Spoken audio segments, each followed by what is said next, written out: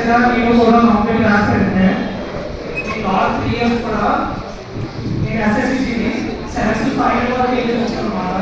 ఈ DSC competitions కూడా నేను ఎగ్జామ్ రాసి అటెండ్ చేసుకుంటా. యాక్చువల్గా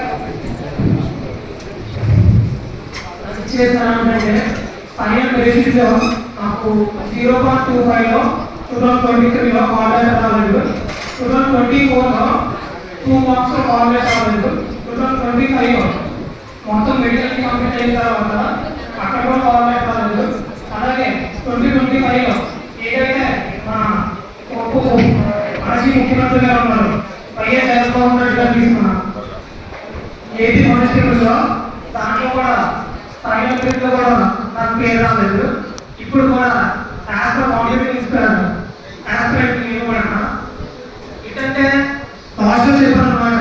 మన ప్రజలు ఎవరైతే ఉన్నారో మన విద్యాశాఖ మంత్రి లోకేష్ గారు మేము ఏదైతే మేము గెలిచిన తర్వాత 20 లక్షల జాబ్ చేస్తున్నారో ఇప్పుడు వచ్చి మాకు ఏదైతే డిఎస్సీ ఉందో ఆ డిఎస్సీ అనేది ఫస్ట్ మన సార్ జగన్మోహన్ రెడ్డి గారు తీసిందే.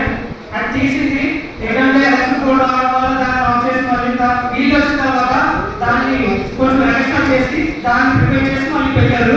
అంతకుమించి ఏది మాత్రం ఏం చేయలేదు. ఇప్పుడు ఏదైతే 20 లక్షలు పంపుతున్నారో కానిస్టేబుల్స్ తీసి దగ్గర 5 సంవత్సరాలు అవుతుందన్నమాట. 2023లో మేము ప్రిలిమినరీ ఎగ్జామ్ రాసాము. 2025లో ఫైనల్ టెస్ట్ లిస్ట్ వచ్చిందన్నమాట. ఆ ఫైనల్ టెస్ట్ లిస్ట్ వచ్చిన తర్వాత 6 months తర్వాత తీసారన్నమాట వాళ్ళకి డిసైడ్ అయింది. ఇప్పుడు కూడా వాళ్ళు ఎవరు కూడా ఏ పోస్ట్కి ఎక్కడ కూడా ప్రిపేర్ చేయలేదు అన్నమాట. రీసెంట్ గా వాళ్ళని కూడా మా ఫ్రెండ్స్ అన్నమాట తిరుపతిలో చూసాం అన్నమాట. ఏదైతే ట్రైనింగ్ ఉన్నారో వాళ్ళందరూ కూడా తిరుపతిలో వేసారు.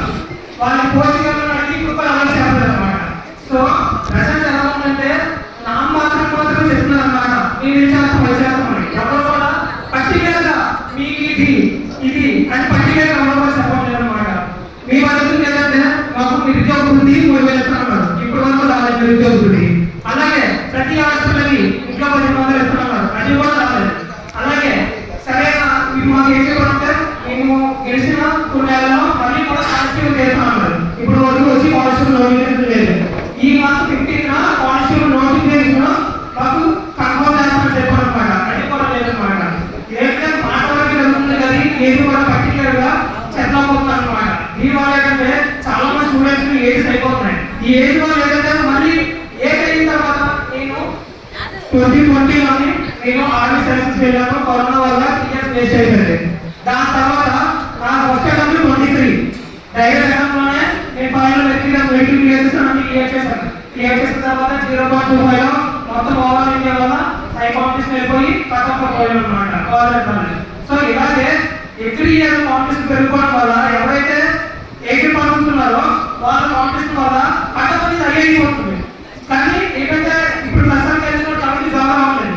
అలా ఏజ్ అయిపోవడం వల్ల ఈ కాంపిటీషన్ ఏమవుతుందంటే ఎవరో ఛాన్స్ ఉన్నానికే, లేదంటే ఎంతో సపోర్టివ్ గా ఉన్నానికే, లేదంటే ఇంట్లో పేరెంట్స్ నువ్వు చదువు అంటే సపోర్ట్ చేస్తున్నారు. కానీ మిడిల్ క్లాస్ ఎవరు కూడా స్టాండ్ గా ఉండకపోతున్నారు అన్నమాట. ఏదో పని చేసుకోవాలి, ఇది మేనేజ్ చేసుకోవాలి. నేను పాస్ట్ 5 years నుంచి పార్ట్ టైం లో వర్క్ చేస్తుండేవాడిని. ఇదే కాంపిటేటివ్ ఫీల్డ్ అని 5 years నుంచి కంప్లీట్ చేస్తాను. ఇప్పుడు కూడా రాస్తున్నాను, పార్ట్ టైం చేస్తాను. అలాగే దీన్ని కూడా ప్రిపేర్ చేసుకుంటాను అన్నమాట. సో ఇలా ఎలా ఉందంటే లేటెస్ట్ అయిపోతున్నా నాకు వీళ్ళకి వస్తే రిలీజ్ అవ్వట్లేదు. ఒక స్టేట్ ఒక నోటిఫికేషన్ తీసిందంటే కంపల్సరీ 3 to 4 years పడేస్తుంది. అక్కడ అయిపోతుంది నెక్స్ట్ నోటిఫికేషన్ రావడానికి మళ్ళీ ఏం ఉండట్లేదు. సో దీనికి పర్టికులర్గా ఒక మేము మా స్టూడెంట్స్ నుంచి ఎంతవరకు అయితే సపోర్ట్ చేయాలో, ఏదైతే ఢిల్లీలో జనతా మంత్రిలో జరిగిందో కాంగ్రెస్ జనతా పార్టీ ఎవరో సీజే ఒకే ఒక మాట నిరుద్యోగులు మీరు కాంప్రమైజ్ అంటారు. ఆ కాంప్రమైజ్ ఈరోజు జరుగుతారు. కూడా ఇదే ప్రారంభించాలని మా స్టూడెంట్స్ నుంచి గట్టిగా పడుతున్నారు. నేను చెప్పాలని కూడా చెప్తున్నాను. ఐఏఎస్తో సైంటిఫిక్ మరి అటువంటి ట్రాన్స్పరెంట్లీ గుడ్ డిసిషన్ బాగుంటుంది. అంటే చాలా మంది ఇబ్బందులు అవుతుంది. ఏది ట్రాన్స్పరెంట్ ఏది అన్ ట్రాన్స్పరెంట్. టీడీపీ గవర్నమెంట్ లో ఇది జరుగుతుందని హోప్ అయితే లేదు. బట్ రిజల్ట్ అయితే